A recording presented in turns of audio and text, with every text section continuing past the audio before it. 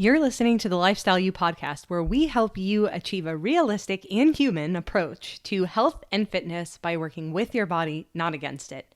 My name is Jenna Altman, and my mission is to help you, the active woman, find a healthy lifestyle that you can consistently show up for and make decisions that align with you and your body. Today, we're going to be addressing, again, this question of why you're not making progress towards your health and fitness goals despite eating healthy and going to the gym consistently.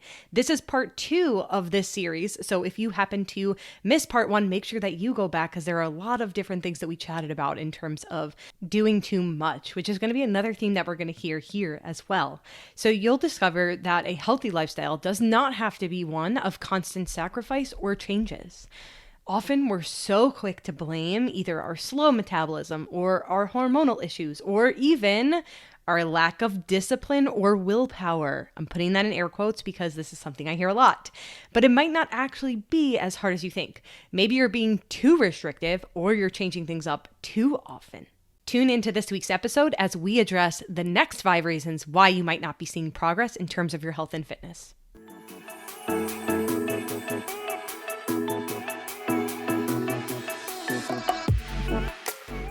So before we dive into all the goodness of today's episode, I want to just take a moment to share with you all a really exciting and new opportunity that we are offering at Harvest Coaching. We now have, for a limited time only, free one-on-one wellness audits. So this is for the women who are tired of working against their bodies and are looking for a fresh start. So with our limited time free Fresh Start wellness audits, you'll walk away with an in-depth intake form to evaluate where you're currently at and where you want to be, a 30-minute call with me to dive into your biggest obstacles and how to overcome them for good. And we'll also leave you with a personalized roadmap to get you out of your plateau, along with 1 to 3 actionable solutions that you can implement today. So do not sleep on this offer. I'm so excited to do these. We do not offer these year-round. It's something that is extremely valuable for you if you're looking for the next steps in your journey, if you've been feeling a little bit stuck, if you are struggling with what's next, if you feel like you're doing all the right things but still not seeing progress, which is exactly what we're going to talk about in this episode, but wanted that sort of implementation of these last 2 episodes. So feel free, join us. You can click the link in the description to sign up today and get set up for that. So we would love to have you and love to chat with you. So in part 1 of this episode series on reasons why you're not making progress, we started with you're not focusing on the big rocks, you're not eating enough, you're not resting enough, you're stressed out, and you're not prioritizing sleep. So we dove deep into each of these reasons and why they're important, as well as gave you some applicable tools to utilize to improve them and start to turn that progress around in a positive direction. So if you didn't get a chance to listen to this episode, please go back. It is episode number 39. You will be able to listen to this one and get some other ideas of where you might not be seeing progress. In today's episode, we will dive deeper into another 5 reasons. And the first one that we're going to start with is you're being too restrictive. Ooh, I know this one stings a little bit. Committing to a new diet, but not taking into your own account of your life, your preferences, your responsibilities, your interests. All of this can make committing to a new diet extremely difficult.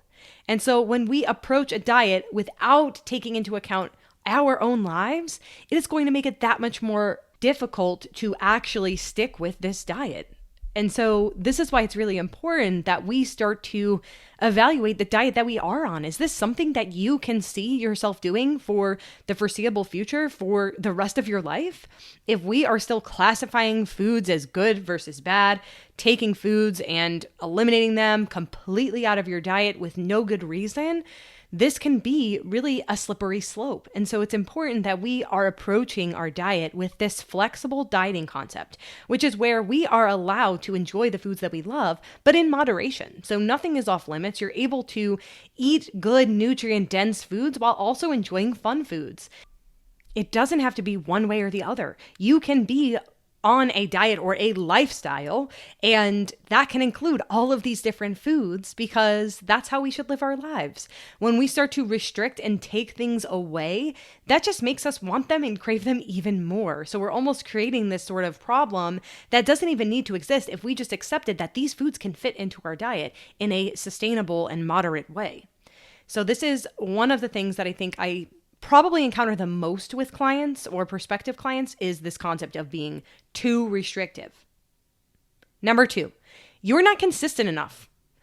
Now, changing things up, I feel like this is something that people value. We really like as humans, this like novelty concept of having new things and changing things up. But this is where we actually start to run into some problems, because if you're changing things up too much in your training program, then you're never going to be able to see progress. If you are changing up your diet every other week, then again, we're never going to see progress and even know if it's working or not. So we need to be consistent. And when I say consistent, this does not mean that we need to be 100% perfect all of the time. That is not the goal here. The goal and the application tool that I want you to use here is to aim for 75% consistency instead of 100% perfection. And then another tool that I want you to have as a bonus tool is really to evaluate, why are you not consistent in the first place? What is getting in the way here? Is it because it's too restrictive? Is it because it's not something that is easy for you to implement? Those are some of the reasons why sometimes we can't stick with things. And this is why it's important to have this sort of inspector hat on when we're looking at our own journeys and trying to identify where we might be getting stuck. And so if we cannot be consistent, the key here is to determine why we cannot be consistent. Number 3, you're not giving it enough time. This journey takes time. Whatever timeline you have in your mind, I want you to double, triple, quadruple that, okay? This stuff takes time to build habits that are sustainable and habits that align with you in your life. And then guess what? Life's going to change and you're going to have to change your habits with that. But you will get more adaptive as time goes on because you have already established this foundation. But this foundation that we need to build is going to take time. I would say that the foundation building process, at least with most of our clients at Harvest Coaching, takes roughly 3 to 6 months. That's just the foundation. That has nothing to do with a diet or trying to pursue other goals. It's literally just let's get this foundation underneath your feet so that way then you can move in any direction and have these tools and strategies underneath your belt. So I know that it's really challenging to approach this kind of perspective in terms of time because we have been given hope. We have been given hope by quick fixes. I read a magazine recently. On the front cover, it said, lose 10 pounds in 72 hours. Like, of course you have this intention that things should be quick and take, it should take 30 days, 90 days, whatever that looks like. But the problem is that's never enough time to actually see a sustainable change. And so let go of those quick fixes. We've all been there. We've all tried them. We know that they don't actually work long term. So let's start approaching it from this holistic perspective and giving it enough time. So I want you to, in terms of the application here, commit to this as a lifelong journey. It's not a destination. We're not trying to arrive somewhere. We're never going to get to this place and be like, okay, I am officially healthy and well, and I have nothing else to do. That is not how this works. This is a constant work in progress. It is a constant work in progress for me. I'm a coach. I've done this for 10 plus years. I know how to take care of my body, but still it's something that I have to work out every single day. So the key here is to make sure that it's something that you can see yourself doing for the rest of your life. And if that sounds really overwhelming with what you're currently doing, then it might be time to change things up. Number 4, you're changing too many variables at once. Okay, so this is again kind of ties in these last two of not giving enough time, not being consistent enough. But if you are only a few days in, a few weeks in, and it starts not working and you're like, oh, well, let me change things up. No. Don't do that because you're never going to figure out what's actually working and what's not. So the application component here is to make sure that you are changing one thing at a time, stick to that for a 2-week minimum, and track your progress over that time. When you feel confident that you have accomplished said goal and this variable seems to be benefiting your life, then we can tackle on something else on top of that. But it's way too difficult to throw different variables into the picture and try and change this and try and change that, never mind how overwhelming that can feel. So this is why it's really important that we are taking that one change at a time, identifying, is this helping my progress? Is this hurting my progress? If it's hurting, take it out. If it's helpful, keep it in. And number 5, this is our last one. You don't believe in yourself. I saved the best one for last, but You cannot change if you do not believe that you are capable of change. I can believe in you. Your family can believe in you. Your friends can believe in you. Your partner can believe in you. But if you don't actually believe in you and your abilities, then you will never get anywhere. And I know that's kind of like a harsh reality, but the key here and the goal is to build self-efficacy throughout this process. So every time that you show up for a workout that you wanted to skip, that's a point towards self-efficacy. This is evidence and proof and support that you are capable of change. So start keeping track of these things that you are doing on a daily basis. And even if they feel so incredibly small, I want you to keep track of them because that is proof and evidence that you are capable. So one other thought that I want you to kind of bring into this picture is, what do you actually need to let go of in order to start believing that you're capable of change? A lot of the time we have these back-end thoughts, these beliefs about ourselves that were adopted from other people, things people have said to us, things people have done to us, ways people have made us feel. We've adopted these narratives about ourselves that might not even actually be true. And so I want you to evaluate what beliefs are showing up for you that are getting in your way. Are they even useful? Are they even true? Is there any evidence that supports these negative thoughts that are tripping you up? Most likely not. So this is why it's important that we evaluate the current beliefs that we have. We're getting very mindset oriented here, but this is the good stuff, and allow you to set yourself up for success. So one question that I love to ask clients is, what are you 9 out of 10 or 10 out of 10 confident that you can commit to and accomplish for the next 2 weeks? That's it. We're going to start super small. We will start there. And I want you to pick something that you feel extremely confident in your ability to do on a daily basis, or maybe it's 3 times a week, 2 times a week, whatever that looks like for you. What can you commit to? And always remember, 1% is better than no percentage. So even showing up for yourself, even if it's 1% better than yesterday, that is extremely important because, again, that's building that self-efficacy that you are capable of this.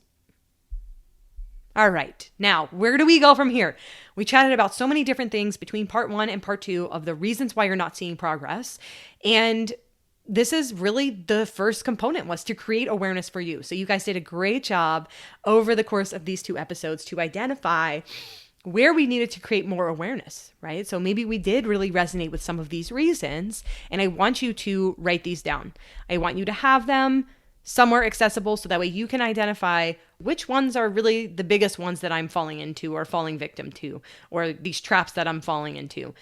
Utilize those, and then we're going to decide what changes do you need to make in terms of your fitness, nutrition, or your lifestyle. And they don't have to be big, grandiose changes. Remember, start really small. When we start small, that's going to help us build momentum, and that's going to help us be able to progress and start to see actual transformations occurring for ourselves.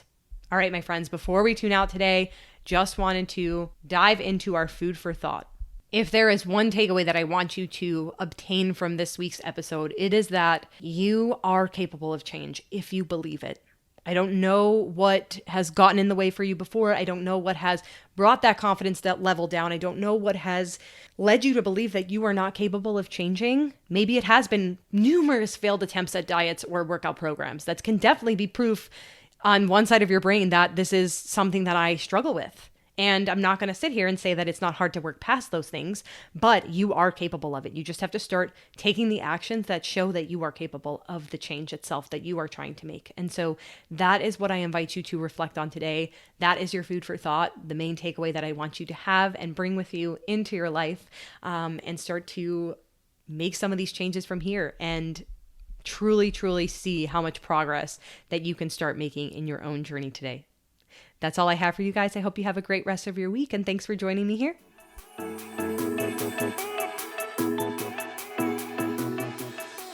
Thank you for listening to the Lifestyle You podcast. If you enjoyed this episode, please leave a 5-star rating and review to help others discover the magic we're creating together.